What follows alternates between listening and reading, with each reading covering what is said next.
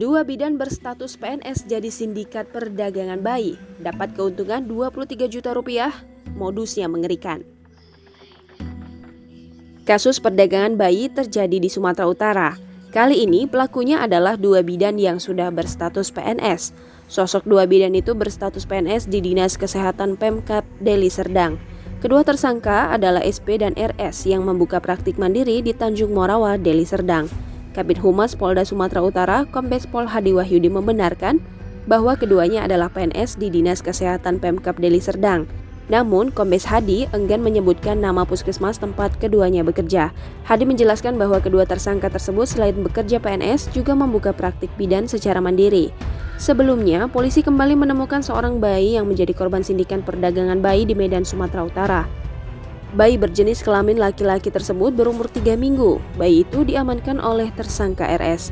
Dalam kasus ini, total polisi sudah menetapkan 3 tersangka, 2 diantaranya merupakan bidan.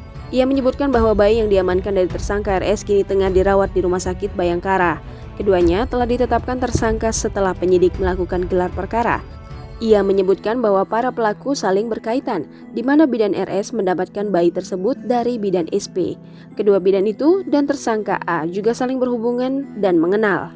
Kasubdit Renakta Ditreskrimum Polda Sumatera Utara AKBP Simon P. Sinulinga menerangkan tersangka RS dan SP merupakan warga Tanjung Morawa, Deli Serdang. Ia menerangkan dalam kasus ini sudah ada 3 tersangka dan kini ketiganya masih terus diperiksa maraton oleh penyidik.